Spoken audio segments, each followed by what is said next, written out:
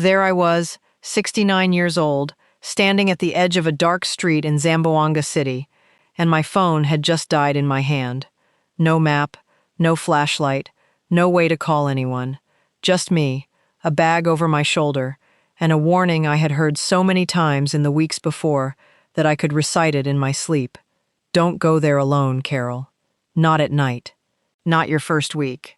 Not without someone who knows the streets. I had nodded every single time someone said it, and then, on my very first night, I did exactly what they told me not to do. I want to tell you what happened next, because it is not the story I expected to tell you, and it changed the way I think about fear for the rest of my life. 3 months earlier, my life looked nothing like this. I was living in a small house outside Tulsa, the same house my husband Raymond and I bought 31 years ago.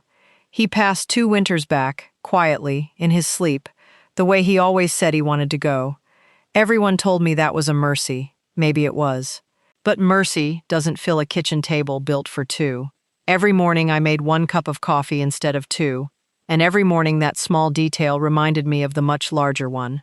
My daughter called every Sunday. My son visited when he could, which wasn't often, because he had 2 kids in braces and a mortgage of his own.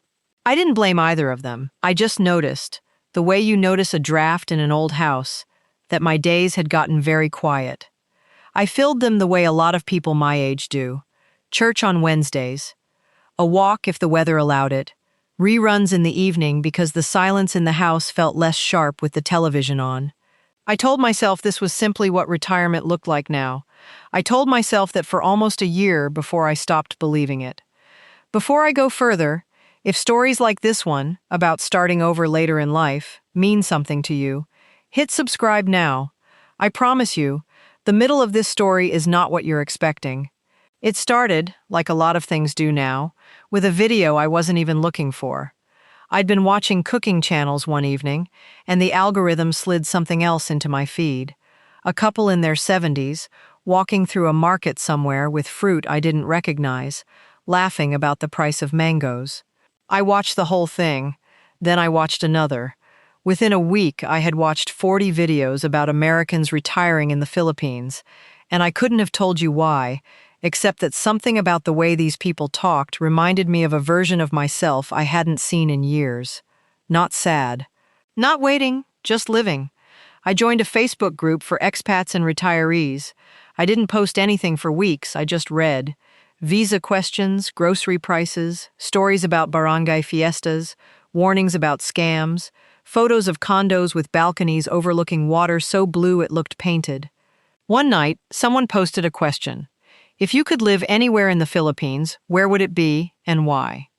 Most answers said Cebu or Manila or Palawan, but one name kept showing up in the replies from people who talked about it like it was a secret they were tired of keeping. Zamboanga. I had never heard of it. I typed it into Google and the first page of results stopped me cold.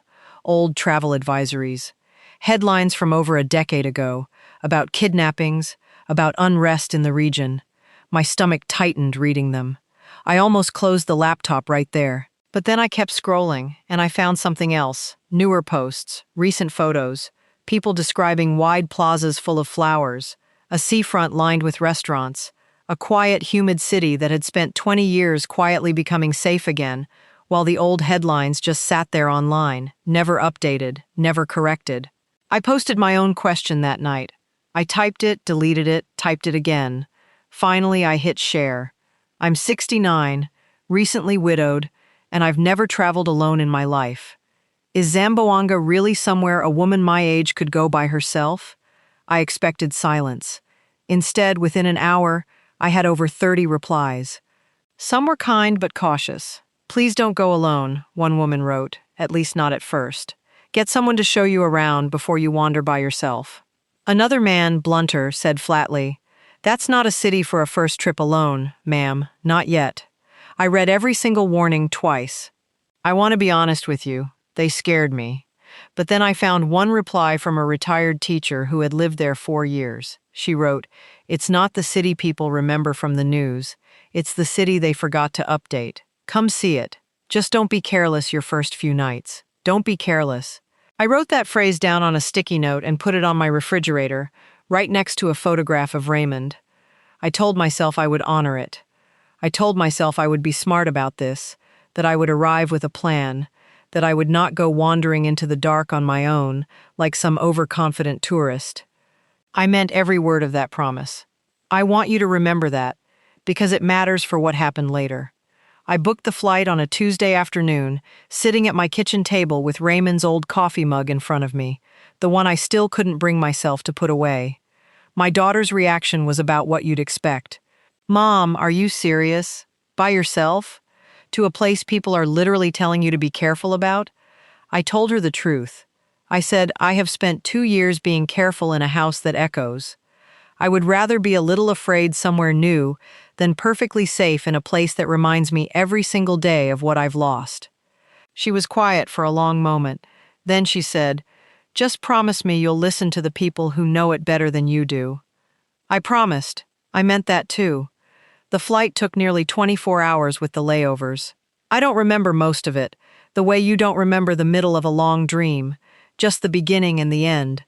What I remember is landing in Zamboanga in the late afternoon, stepping off the plane into air so warm and thick it felt like a hand pressing gently against my skin, and looking around at a small, tidy airport that looked nothing like the grainy news photos I'd spent weeks staring at. The immigration officer stamped my passport, smiled, and said, "Welcome home, ma'am," the way people there say it to everyone, like it's simply true the moment you arrive.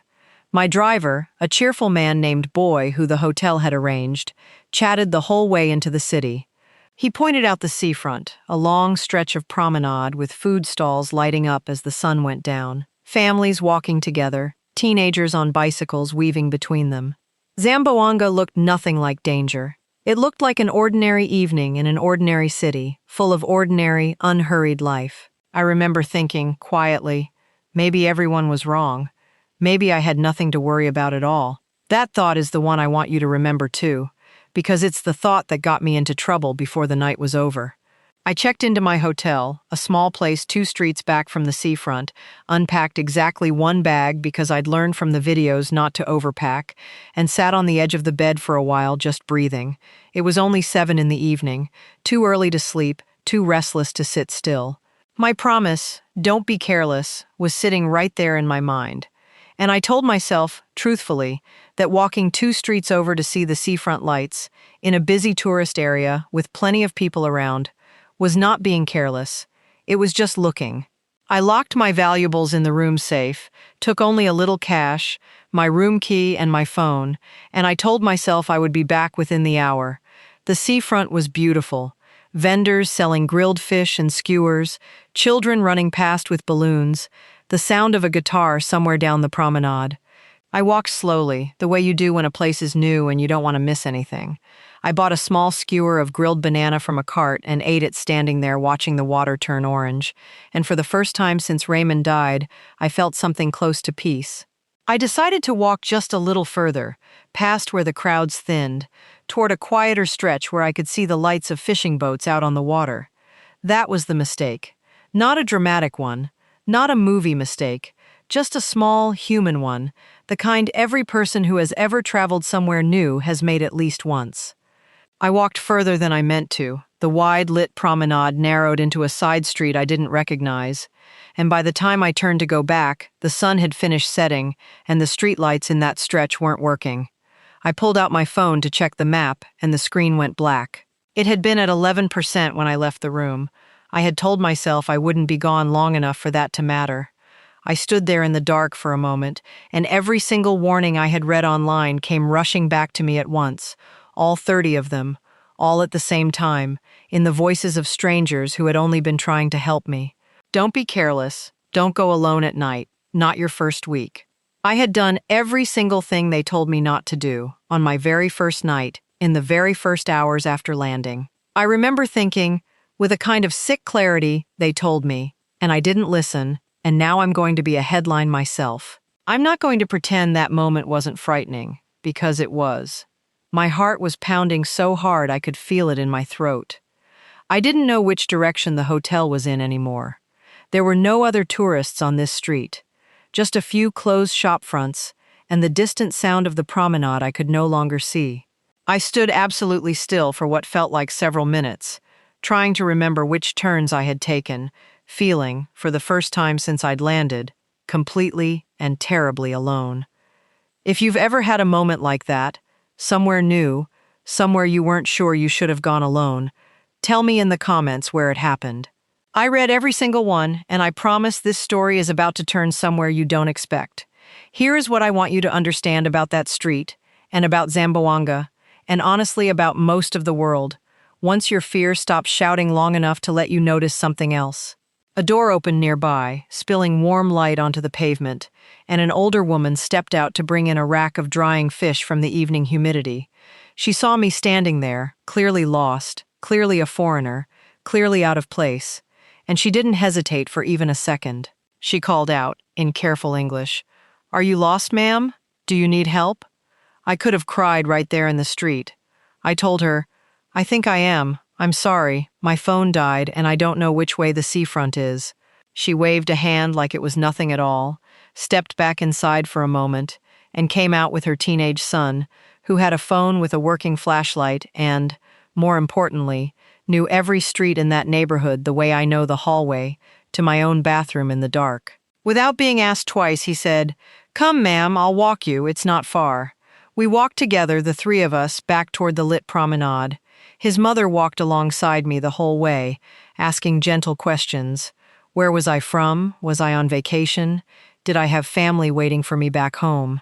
I told her honestly that I didn't, that it was just me, that I'd lost my husband 2 years ago and come here half hoping and half terrified to see if life still had something left for me. She stopped walking for just a moment, put her hand on my arm, and said something I have not been able to forget since. She said, "Then you are not alone tonight. Tonight you walk with us." They walked me all the way to the door of my hotel. The son refused any money, laughing when I tried to offer it, saying his mother would scold him if he took it.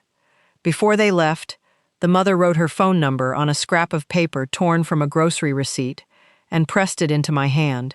"If you ever feel lost again," she said, "you call this number, day or night, and someone will come." I stood in the hotel lobby holding that scrap of paper the way you hold something far more valuable than its size would suggest, and I understood, finally, what everyone online had actually been trying to tell me. Not that Zamboanga was dangerous. That I needed to be humble enough to respect a place I didn't know yet, and lucky enough, or perhaps simply human enough, to be met with kindness when I forgot to. I went up to my room and sat on the edge of the bed exactly the way I had a few hours earlier, except everything about how I felt was different now. My hands were still a little unsteady. My heart still hadn't fully settled, but underneath the fear, something else had taken root, something I hadn't felt since before Raymond got sick. I felt, for the first time in longer than I could easily admit, like the world still had people in it who would catch you when you fell, even 8,000 miles from anyone who had ever known your name. I want to be honest with you about the days that followed, because this isn't a story where fear simply vanished and everything became easy. I was more careful after that night, genuinely careful, the way the strangers online had been trying to tell me to be all along. I charged my phone fully before I left the hotel. I stayed in well-lit, busy areas after dark. I asked the hotel staff each morning which neighborhoods were fine to walk and which ones I should save for daylight or for company. The warnings I had once resented now felt like something closer to a gift, information from people who cared enough about a stranger online to try to keep her safe. But I also kept walking, kept exploring. A few days later, I found the flower market near the old fort, rows of vendors weaving garlands so fast their hands blurred, the smell of sampaguita thick enough to taste. I found a small carinderia 2 streets from my hotel, where the owner, a woman named Nena, started setting aside my favorite dish before I even reached the counter, because by my 4th visit, she already knew what I would order. I found the seafront again, this time in daylight, and sat for an hour just watching fishing boats come in, feeling none of the fear from that first night, only the quiet, ordinary pleasure of belonging somewhere new. On my 7th day, I called the woman whose number was still folded in my wallet. Her name was Yasmin. I asked if she would let me buy her and her son dinner as a proper thank you. She laughed and said only if I let her choose the restaurant, because Americans, she said, always order the wrong thing. We ate together that night at a small grill along the water, and she told me about her own life, about raising her son after her husband left for work overseas and never quite came back to them, about the small business she was hoping to start selling the dried fish I'd seen drying outside her door that first night. By the end of the meal, we weren't a lost tourist and a kind stranger anymore. We were simply two women who had found each other at exactly the right moment. I ended up staying in Zamboanga for 6 weeks instead of the 2 I had originally planned. I extended my flight twice, each time with slightly less fear than the last. I saw Yasmin nearly every week. I learned the names of the vendors at the flower market, learned which jeepney routes went where, learned, slowly, the particular rhythm of a city that had spent 20 years quietly rebuilding its own reputation, while the rest of the world kept repeating outdated warnings about it. I am not going to tell you every warning was wrong. Some of it was fair, practical advice, the kind any sensible traveler should hear about any unfamiliar place. What I will tell you is that the warnings were never meant to keep me away. They were meant to keep me safe while I found my way in. If this story moved you even a little, do me one favor before you go. Hit that subscribe button, and if you know someone who's been putting off a leap of their own out of fear, send them this video. Sometimes the thing that gets someone off the ledge isn't advice. It's a story that sounds a little bit like their own. I flew home eventually, because my daughter was expecting her first baby, and there are some things you don't miss for any city on earth. But I came home different than I left. I came home having learned that the scariest night of the whole trip, the night I broke my own promise and walked further than I should have alone in the dark, became the exact night that taught me the most important thing I learned in the Philippines. That fear and kindness often arrive from the very same direction, in the very same hour, if you're humble enough to let both of them in. I went back 4 months later. This time Yasmin met me at the airport instead of a hired driver. This time I already knew which streets to avoid after dark, and which ones would welcome me with open arms and a plate of something delicious. This time I wasn't the frightened widow standing lost on an unfamiliar street. I was a woman who had been told, by dozens of well-meaning strangers, never go there alone, and who had listened, eventually, not by staying away, but by learning how to go there wisely. People ask me sometimes if I regret that first night, standing in the dark with a dead phone and 30 warnings ringing in my ears all at once. I don't. Not anymore. Because I think some of the most important doors in our lives only open after we've been frightened enough to really need someone else's hand to walk through them. I was told never to go there alone. And in the end, I never really did. Not once I understood what that warning had actually been trying to give me all along. If you're standing at the edge of your own decision right now, somewhere that frightens you a little, somewhere everyone around you keeps telling you to be careful about, I want you to hear this. Listen to the warnings, take them seriously, but don't let them become the whole story. Sometimes the wisest thing you can do with a warning is walk toward it carefully, instead of walking away from it entirely. That's what I did. And on the other side of that dark, unfamiliar street, I found a friend, a second home, and a version of myself I didn't know was still waiting for me at 69 years old. Thank you for spending this time with me. If this story reached you, subscribe for more, share it with someone who needs to hear it, and I'll see you in the next chapter.